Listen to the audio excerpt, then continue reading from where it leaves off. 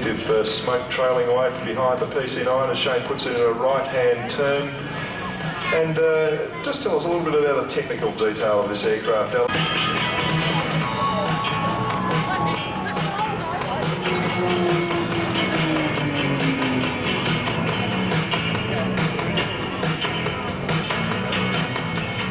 And Flight Centre Row is now pulling up approximately 4G at the bottom of that for a vertical roll and stall turn over the top.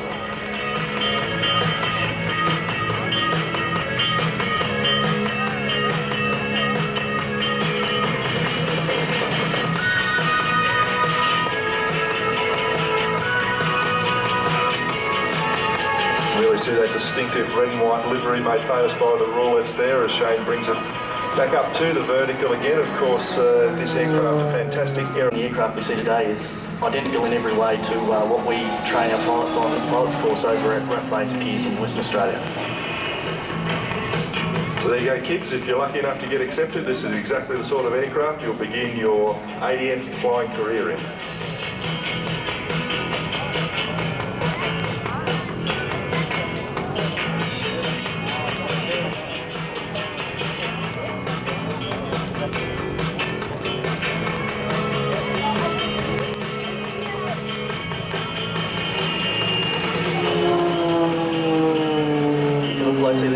Flight Centre Row has the aircraft banked to the left and under negative G is turning the aircraft to the right to reposition for his next manoeuvre.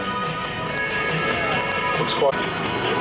Shane's now turning left in a max rate turn. At the moment he's experiencing around 4G and just demonstrating the agility of the Pilatus PC-9. 4G, and he could continue, the aircraft can pull 4G quite easily in a circle like this? Absolutely, with the power set he shouldn't have any problem continuing that. So you see maintaining a level altitude there, ladies and gentlemen, very steep angle of bank, very manoeuvrable aircraft, and a great show being put on by Shane today. Shane, just about the most experienced PC-9 driver in the Royal Australian Air Force. There might be one or two more who claim he's had more than one go at being a roulette. Can't seem to get rid of it.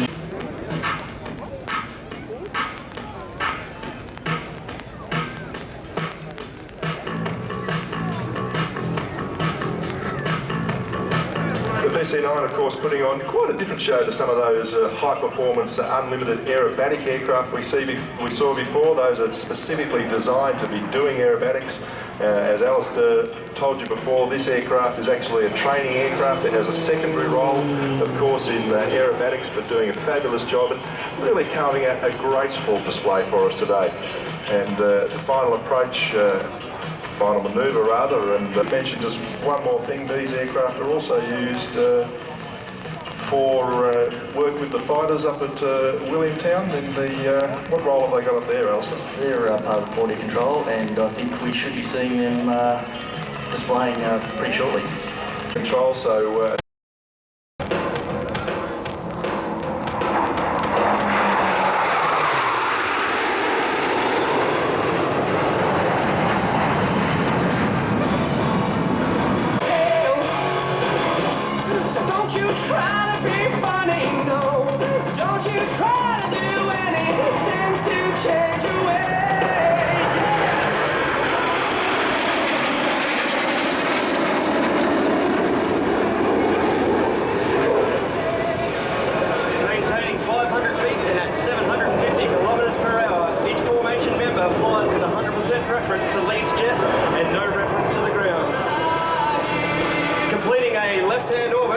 now for tight box formation. Dash 2 and 3, Dave Piglet-Hannaford and Chris Campbell-Camille maintaining their heads just 5 feet from Leeds wingtips, and Joel Steady-Stitt as Dash 4 in the slot.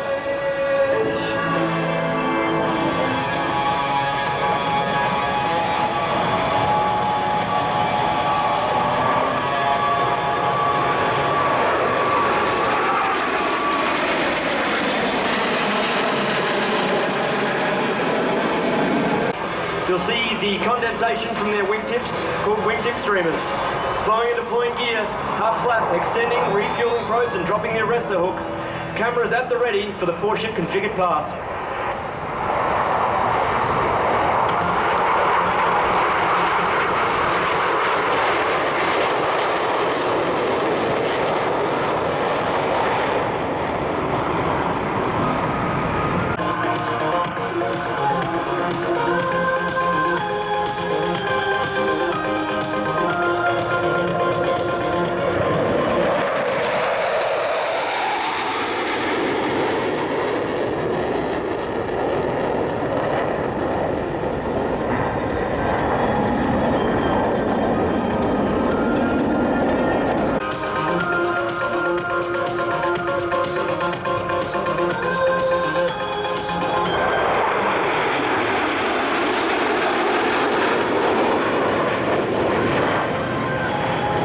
burst.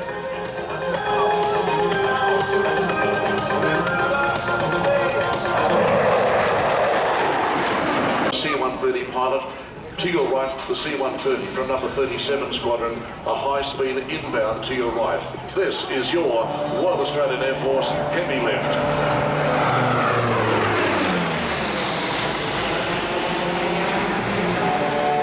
Thanks, Peter. And that aircraft very close to my heart, the C-130H there, around 300 knots, 200 feet piloted today. Gary, you mentioned the H&J. You look at the Hercules, very hard to tell the difference. I mean, the airframe has a jet squadron and aircraft capability.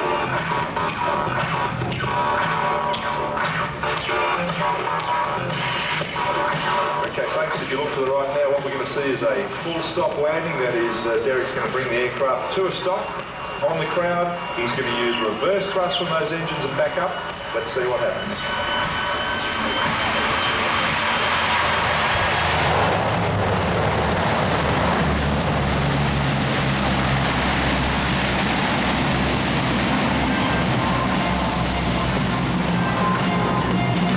Okay, bringing it to a stop now.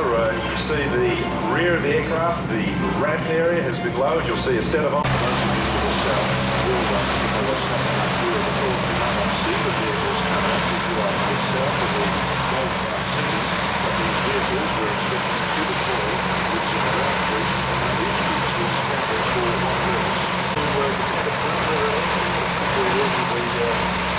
guys coming in to assist in holding the perimeter, so more radio tactics, more coalition assets supporting the area. And of course, as we see these vehicles coming up, there's other buildings that they need to do, perhaps always those trees, whatever it could be. And of course, as you watch this take off, you see it go quite steeply. And Derek will hold the aircraft on the ground for some time.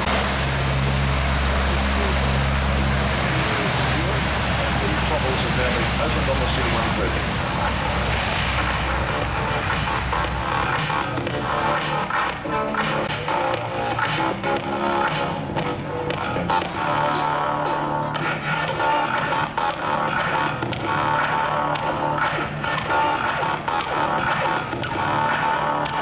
So fast was he travelling when he left the runway? Probably about 130, and you can see those external fuel tanks we were talking about between the engines. And what we're going to see now, we've talked about inserting troops into a landing zone. Of course, the other means of delivery for a C-130 is aerial delivery, airdrop, come back from the left, and we'd like you to have a look as he does so. At the rear of the aircraft, you'll see the paratroop doors, the para doors open. You'll see 64 troops per aircraft. Of course, you know, a 10 ship of one of these, 10 aircraft delivering, well, up to 400 or 500 troops plus equipment onto the ground, Peter. And for photographers, it's a fair comment. I feel that the wing loading, beautifully displayed here against the backdrop of grey cloud, is very clear. This magnificent full wingspan of this aircraft that has enormous wing. All 132 feet peak, and if we look closely, we might even see the loadmasters giving us away from those rear para doors.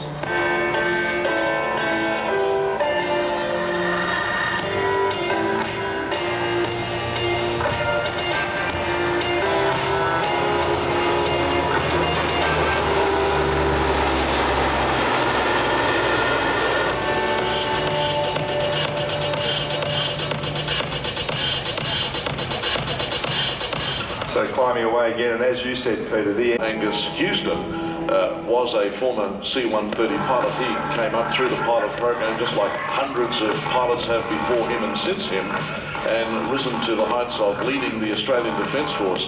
So in Air Chief Marshal Angus Houston, who is currently leading Air Force, Army. Now the C-130 has almost completed that term, and we're just looking for its arrival from the south. Indeed, Peter, and you can see its pitch over there, a very steep approach. This is known as the Khe-Sanh approach. We talked about getting the aircraft away from the ground quickly before, and this is designed to bring the aircraft to the ground quickly at a nice steep angle away from any ground threats. And Derek will just level it off there. He'll do a run along the runway, won't be touching down, and positioning for a steep turn, just to show us the turn capability of this aircraft.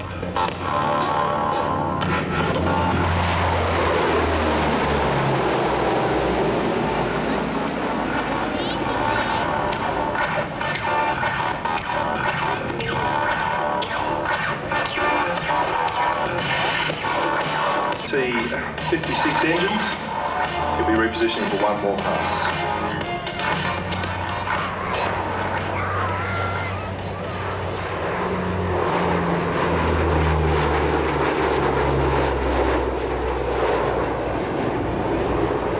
Distinctive, almost soft but guttural note.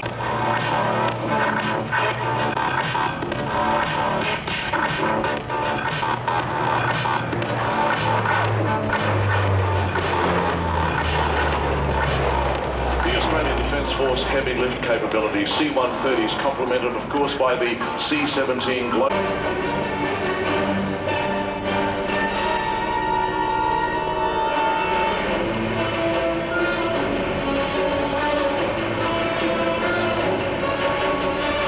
So the Kiowas have given the early indicators by their intelligence gathering, clearing the way for the Black Hawks and the troop insertion.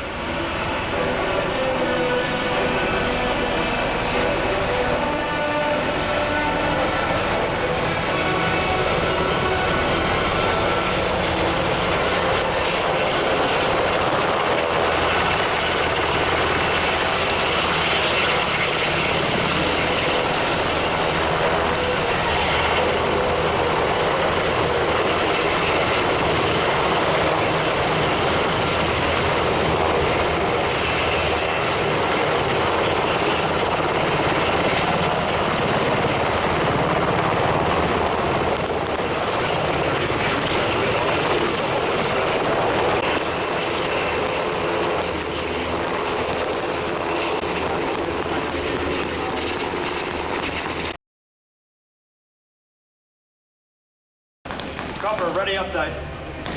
Cobra, Dagger 1-0, troops in contact.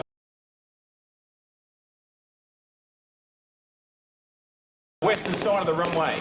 Friendly troops occupying the eastern side. Request immediate attack.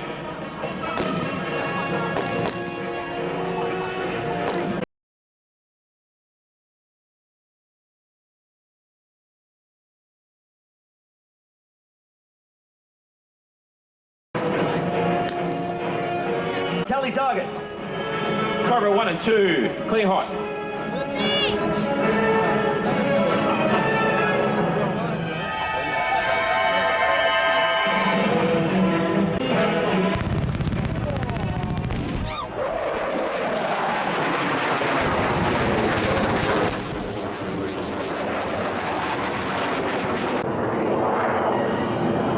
Cobra 3 and 4 from the south, in hot, in.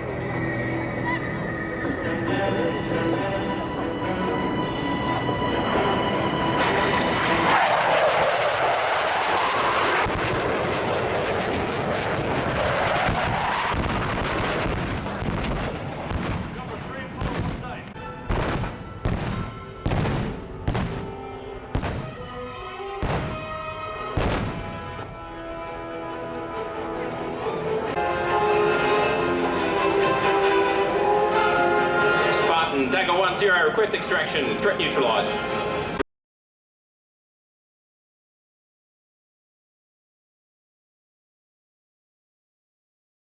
Remain well clear of any possible threat. Black Hawk 6 Aviation in for the troop pickup.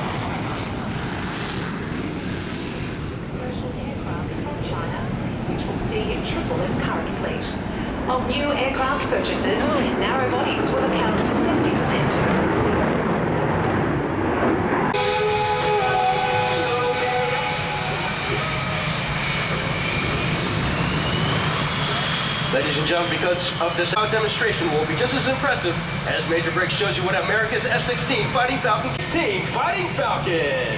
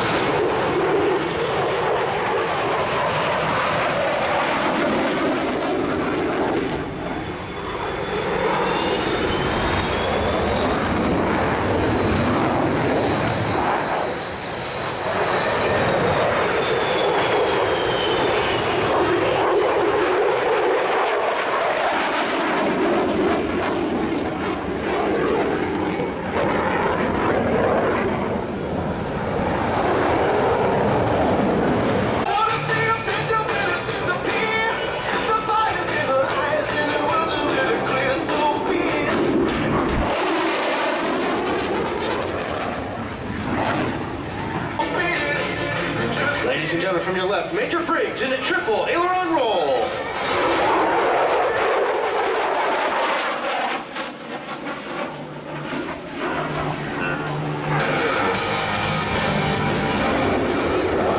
Kilograms. In the fall 363 turn, the F-16 has a turn radius of less than 450 meters.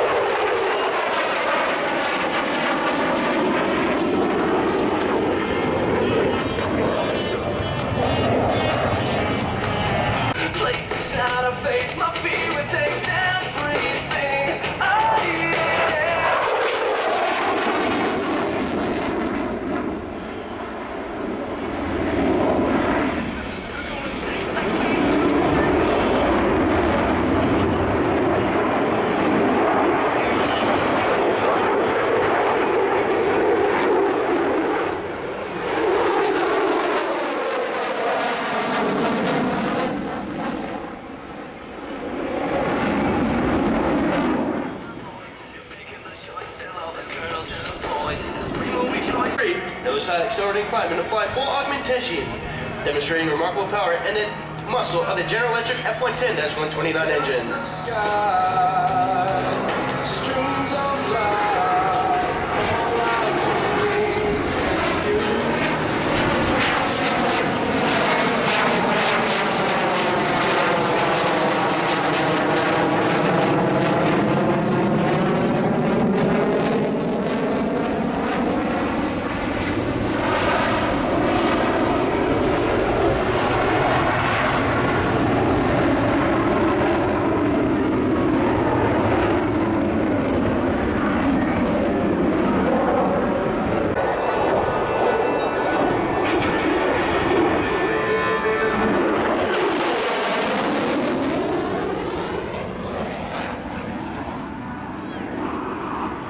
Ladies and gentlemen, the General Electric F-110-129 engine produces over...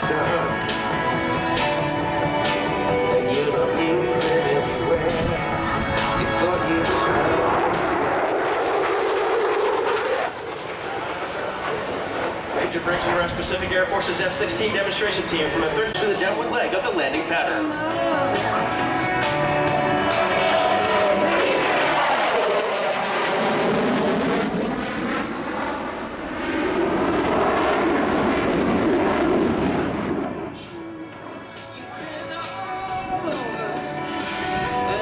Containers dislocated around the ground.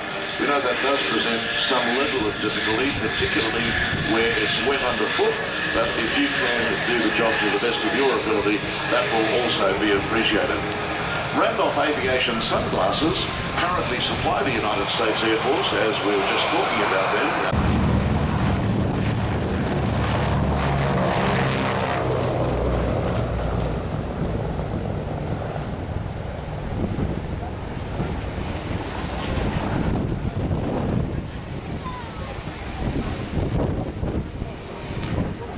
Ladies and gentlemen, as we watch the Super Constellation take off and turn for fantastic engines once again.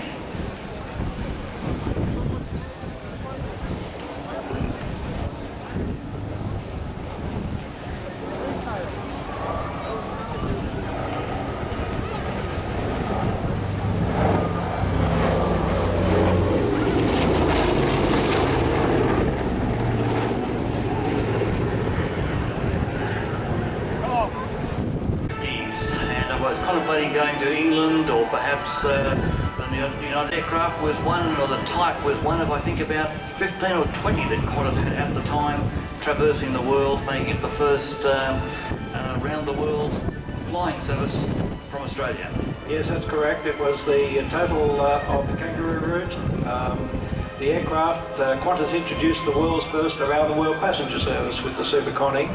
And yes, you're right, it was quite a part of that. It used to be 6 weeks by ship, and all of a sudden it became 4 days, because airlines generally around the world introduced a tourist cabin, which we know as economy travel today, with this aircraft, allowing for the first time affordable intercontinental air travel for the general public.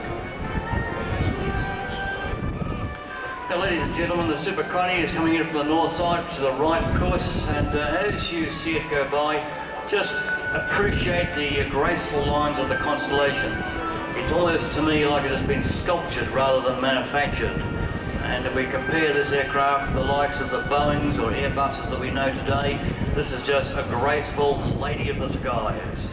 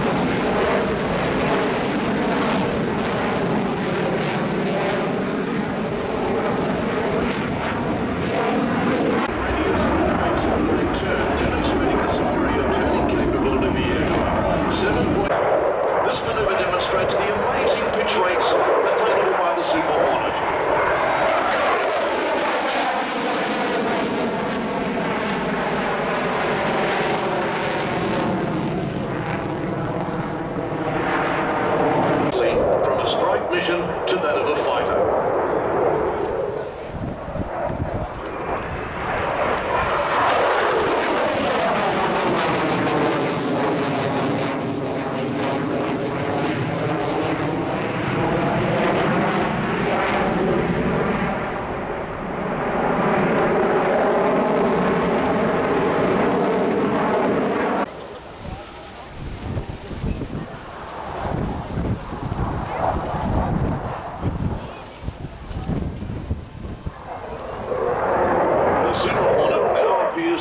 suspended in midair, barely moving as it slows to greater than 30 degrees angle of attack and about 175 kilometres per hour for this slow steam.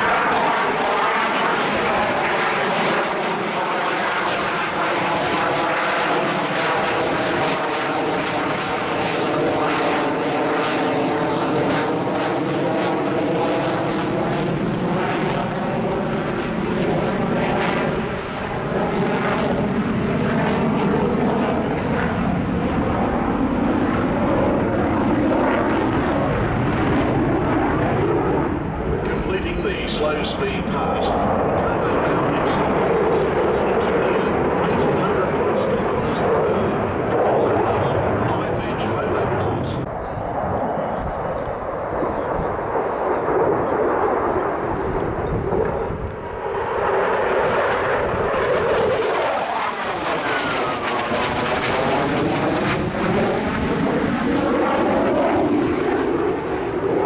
From left to right.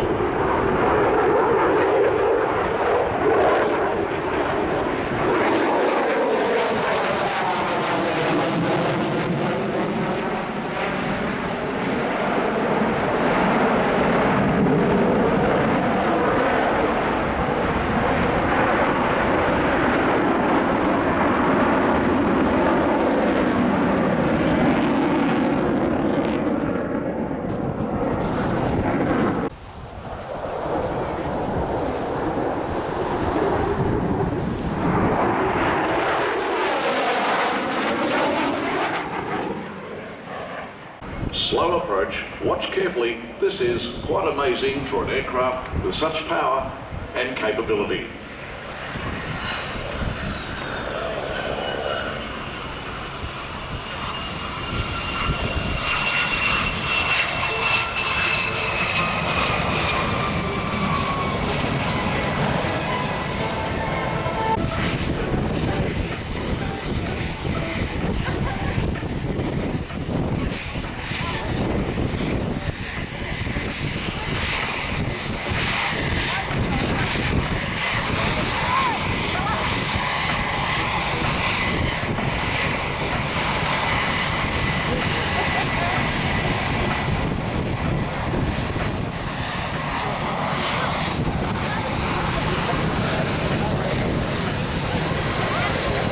Jetstar movement coming up in 1 or 2 moments, followed by the United States Airport.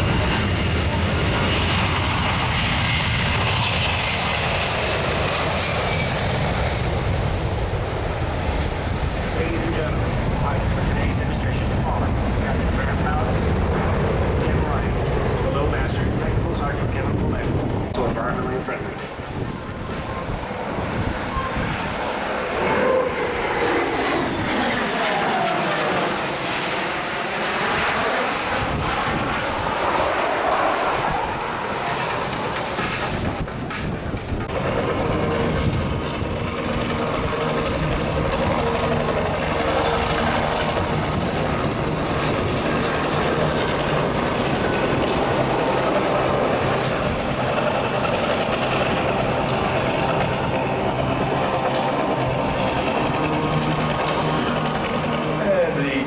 Tomorrow will graduate to 723 Squadron, be brought into the world of naval tactics, anti-submarine warfare, progressing later on to the Seahawk aircraft.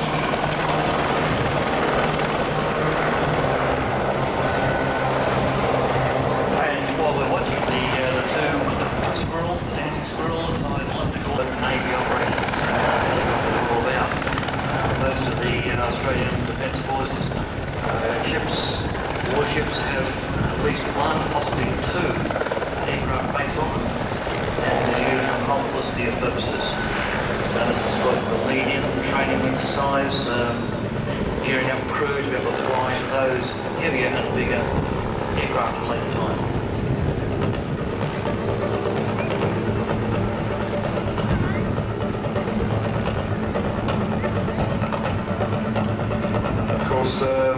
Adam and Cliff not alone today. Both of these aircraft are crewed by 2 people. Helicopters are the military version of the Spartan Squirrels, and Australia, particularly the media, as news better programs.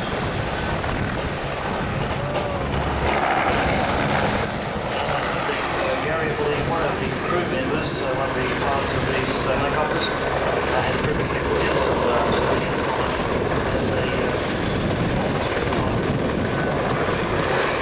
as he would say, to sort of prevent life for something on the Navy. Indeed, David. Lieutenant Commander has Hi folks, we're going for a show. Hey, what's away? Give them away, please.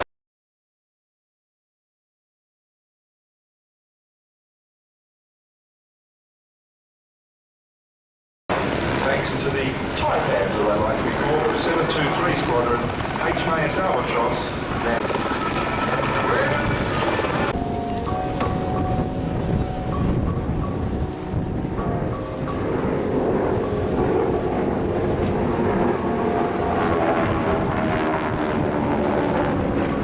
Now to a loop on the line, let's listen to the roar of those engines.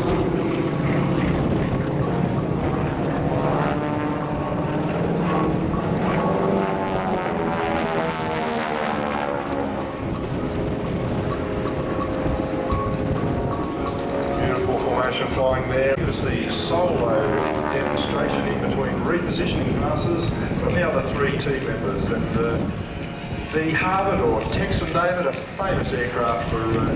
New Zealand and South Africa were the two last air forces to have the T6 or Harvard, as you say, in service until a little more than just over 10 years ago. And Scott Taylor is a new member of the team. And it's interesting to note that the four aircraft formation that we're watching at the present time is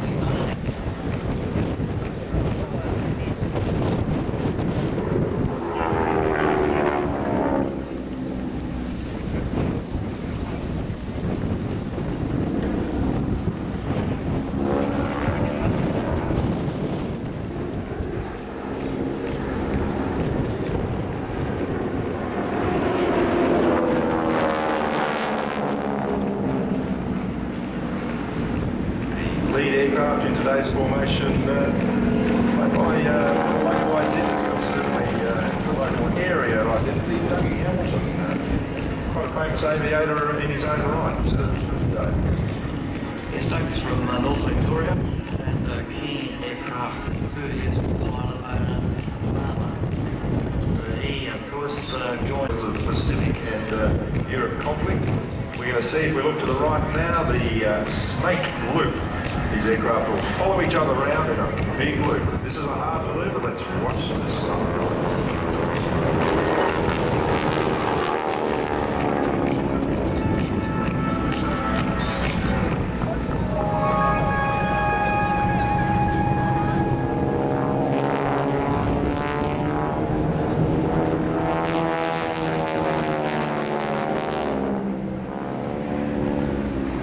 Really beautiful loop there, guys.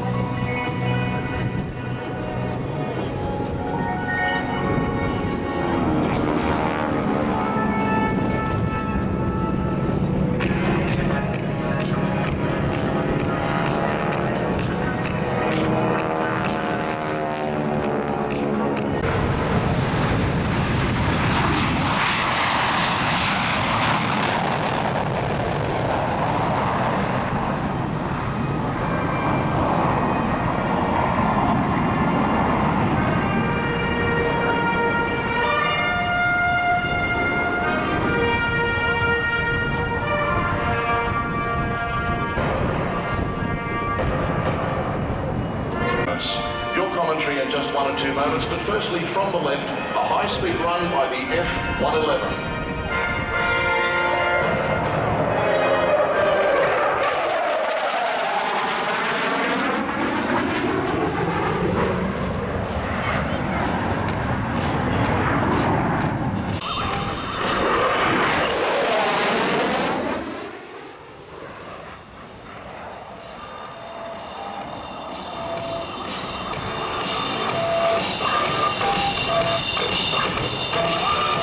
The magnificent TF. Radius turn coming up.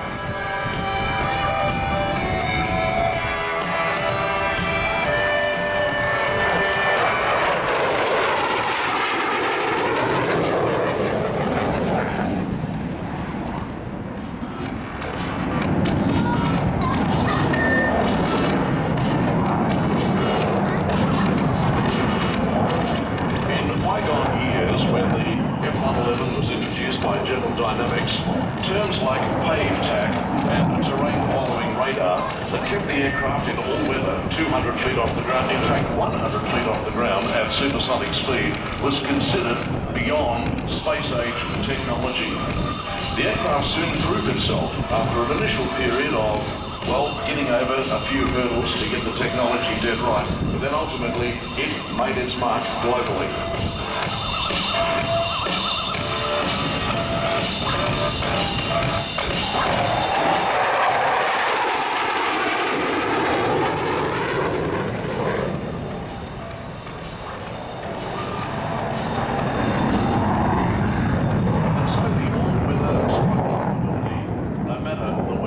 F-111 not only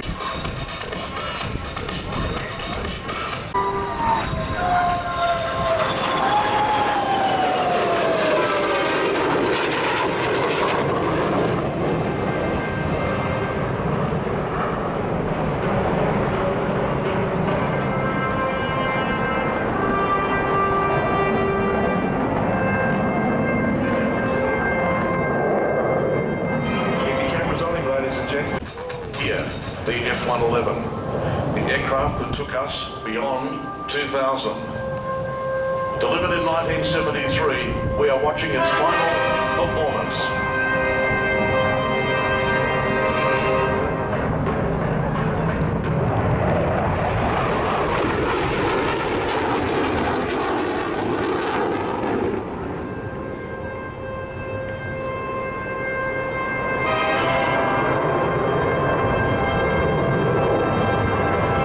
Inbound to your left.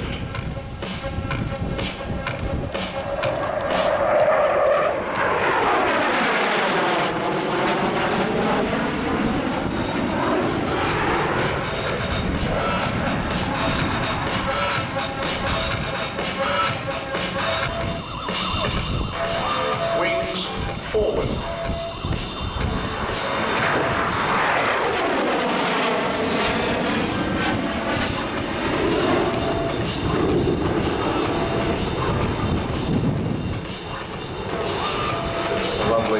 Dairy pitch into the...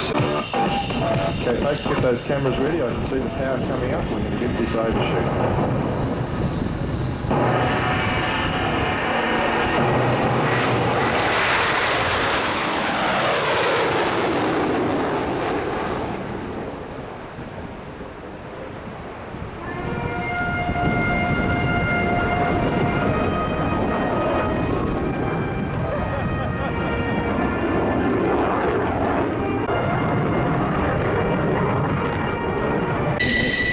Explosion as the engines came to life, and then all of a sudden just this rattling and vibration as we were shaking us madly as we climbed into the air, and I felt steam from the engine.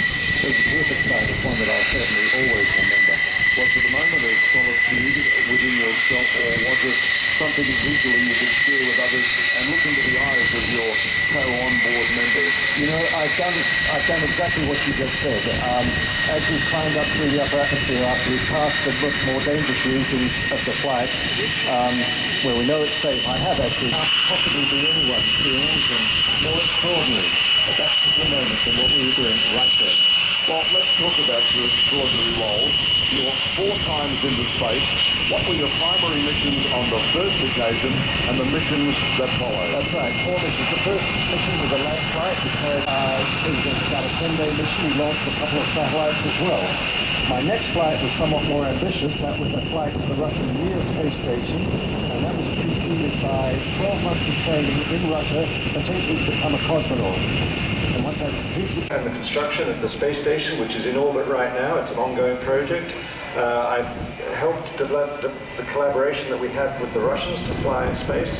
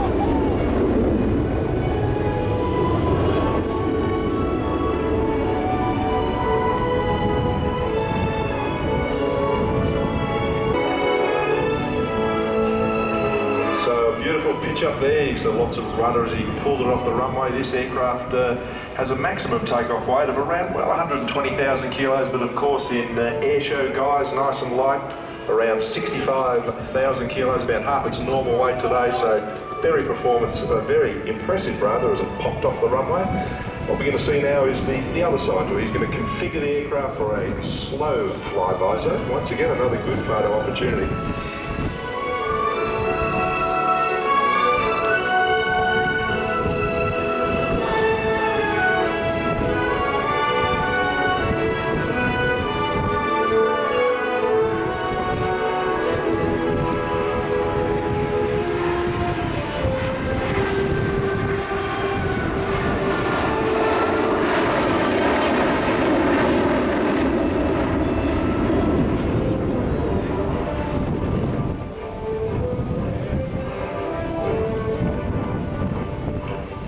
Leaving the gear down and moving away from the great sound, you get great motion, hopefully you'll get great photos.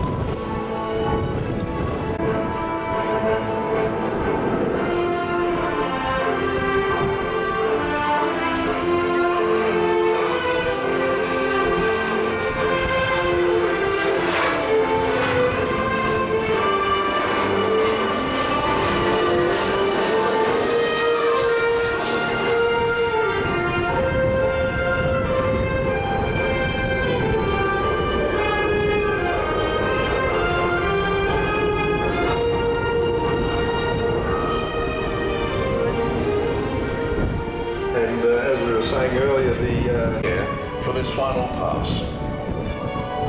Our friends from 40 Squadron are in ZAF, a wonderful display.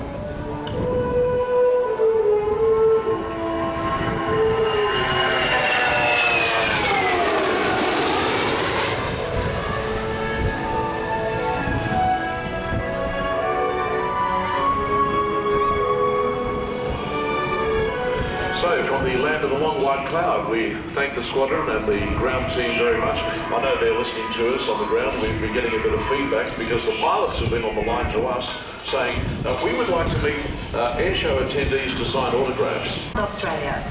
Fun Flight sees volunteer pilots from aero clubs take seriously ill children, their parents and carers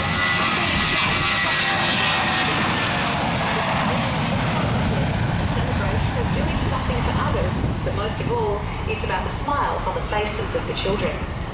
Fun Flight is coordinated with the aid of volunteers and works closely with many children's charities, such as the Starlight Children's Foundation.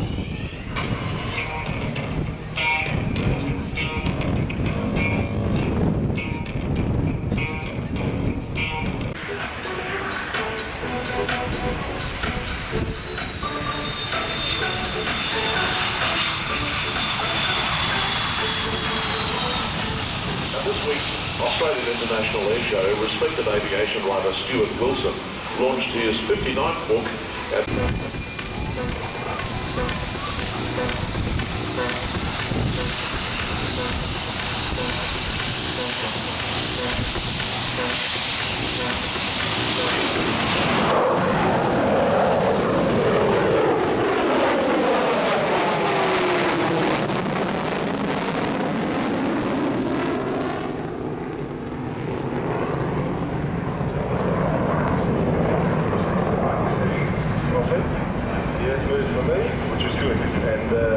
Before he came over, as I was saying before, four-person crew, and in these days of enlightenment, 3 men, 1 woman. Fantastic in that aircraft from Ellsworth Airport. The folks who died, more than 200 I hate to say.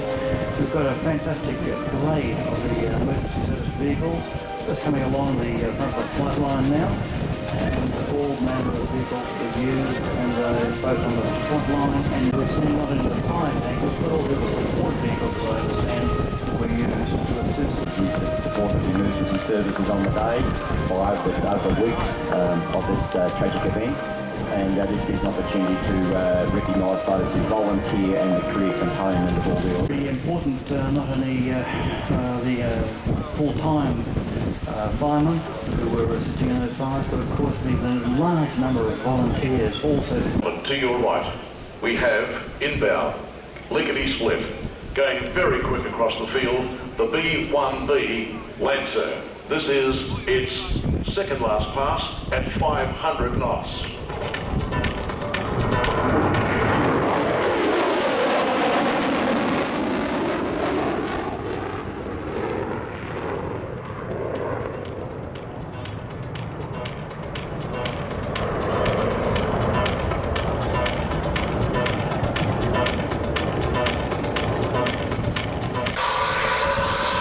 The first one employs two much smaller engines and is barely able to get in the line. That engine on particular track not only able to get in the line, but also to cruise at about 125 altitude. Let's hear a little music suitable for this flight.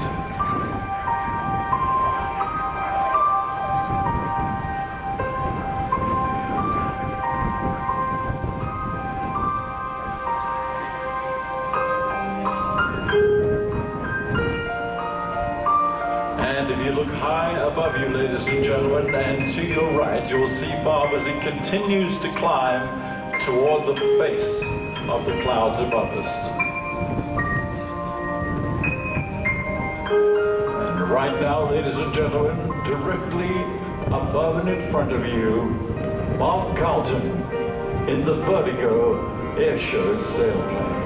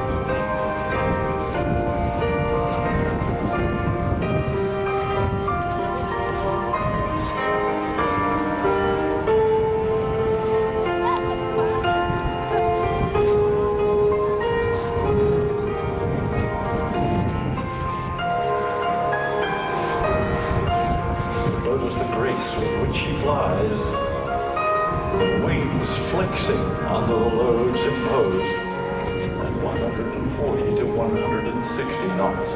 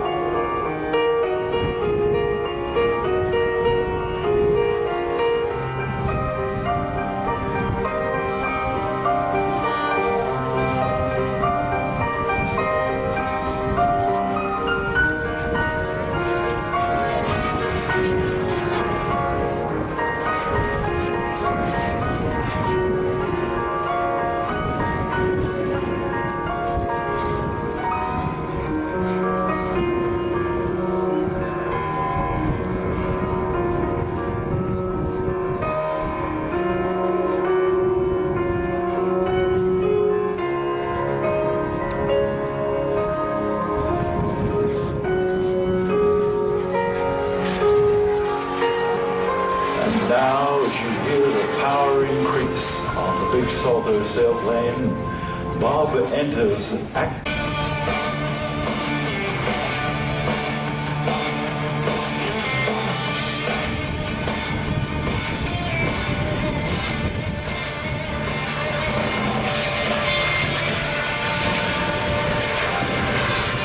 Now it's 42 feet of wind that he's flying through the air, but in a high-performance jet routine.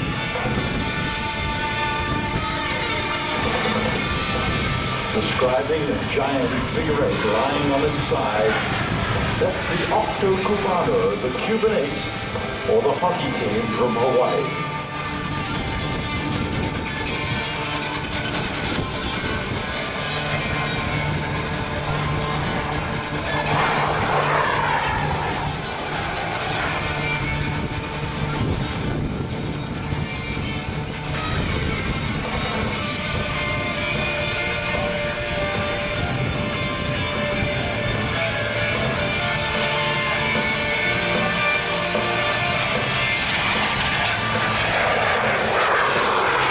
To high speeds. Once again, the engine manufactured by PBS Veskapitish from the Czech Republic, innovators of the TJ100 jet engine. PBS has been making military-grade hardware for decades, including the APUs on many Russian fighters. The TJ100 is fully computer-controlled and operated. It weighs 40 pounds and puts out, as I mentioned before, an incredible 240 pounds of thrust.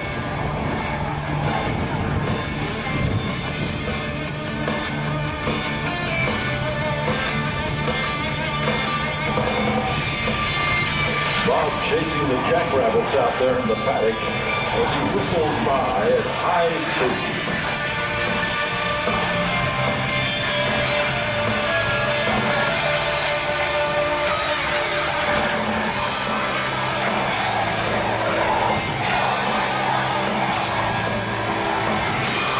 Bomber, 800 feet at 800 knots.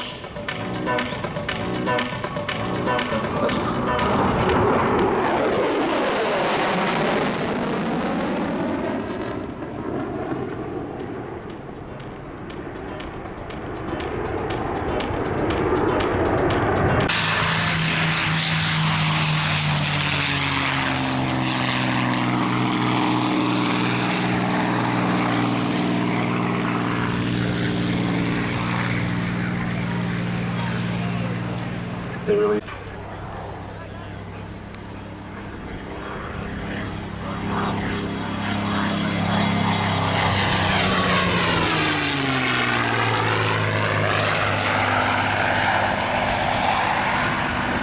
Wow. Must be a true 8 power plant, a little bit lower horsepower, better down low. And the Brits, their favour, the early Mustang airframe. For the loop along the line.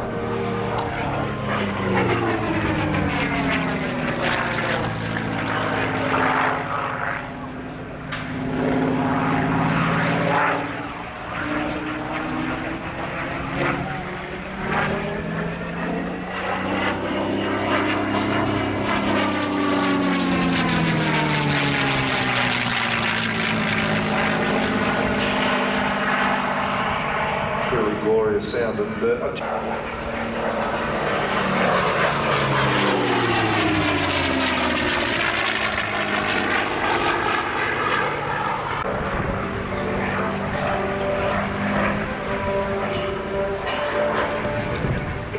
Interesting history with this aircraft.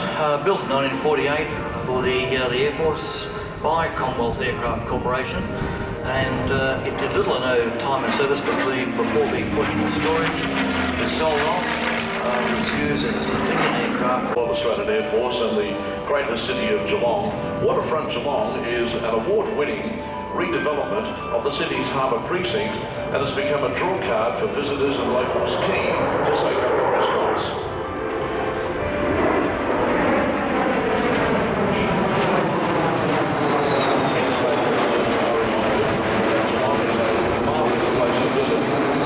Those of you who have been here before from overseas, and you have have visited Geelong, I know full well that many of you want to go back again. One of the many attractions on the waterfront is the fully restored 19th century Armitage Herschel Carousel. Geelong's famous bollards punctuate the scenic walk along Corio Bay. Final landing by the B1.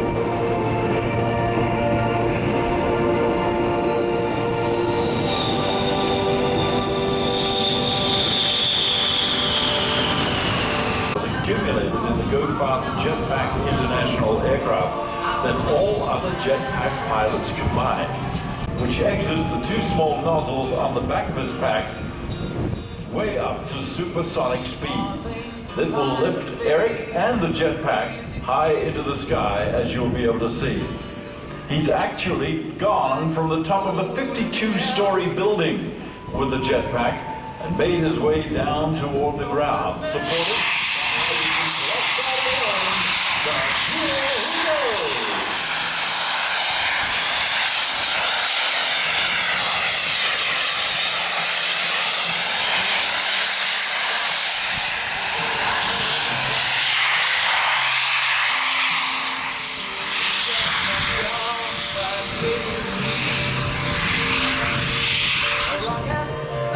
How about that, ladies and gentlemen?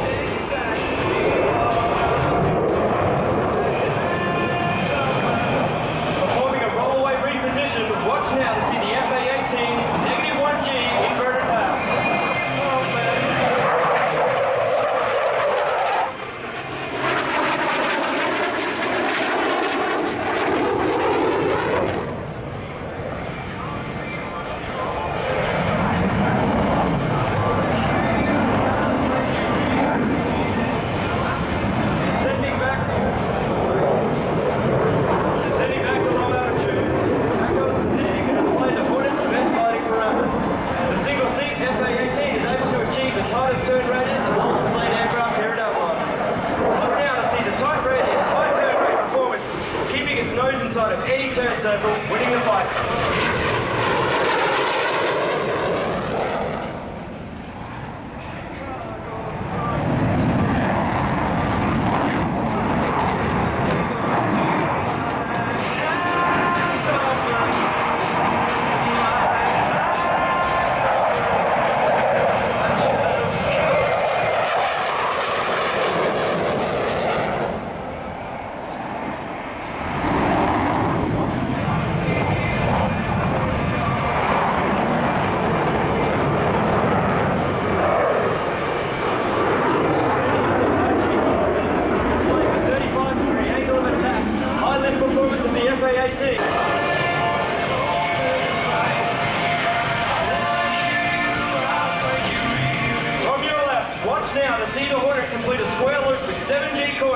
Demonstrating its nose authority over a range of speeds and attitudes.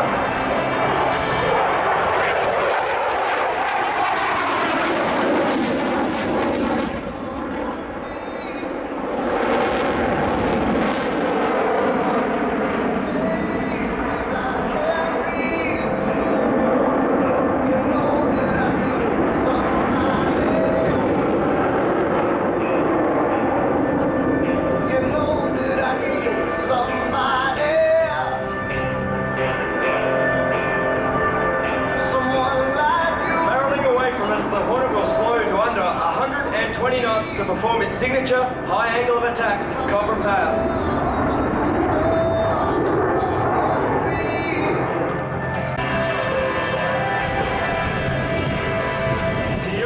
The FA-18 slow speed high alpha path.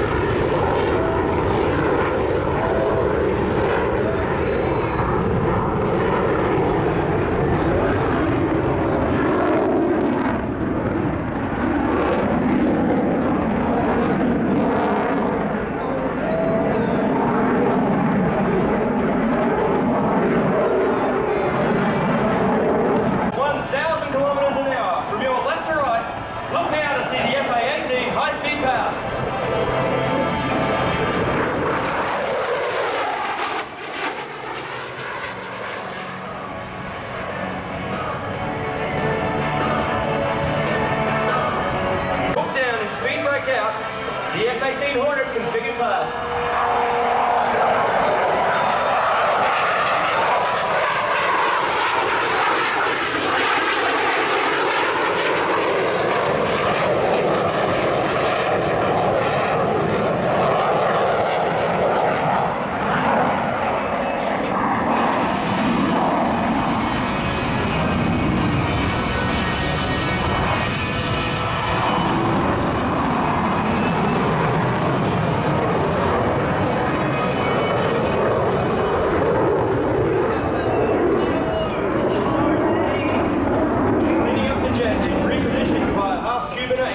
Watch now to see the FA-18's impressive thrust during its vertical departure. Weighing in at 28,000 pounds, producing 32,000 pounds of thrust, the Hornet can accelerate straight up.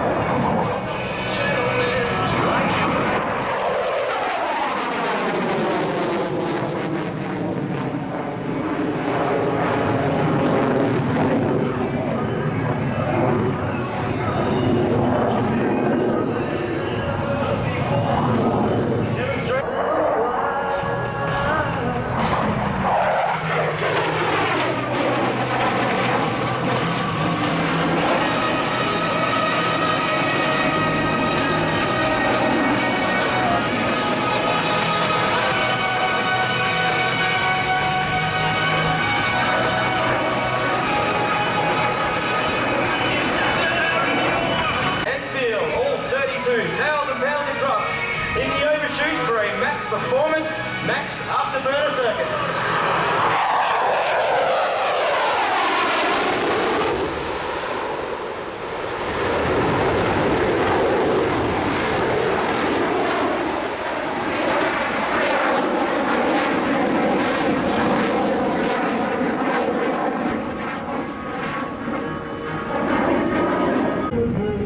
What I've become revolutionary.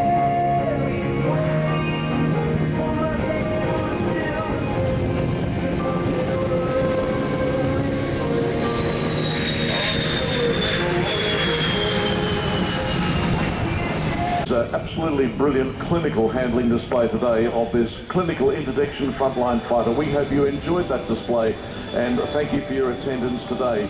Principal partners of the Australian International Air Show invite you back tomorrow.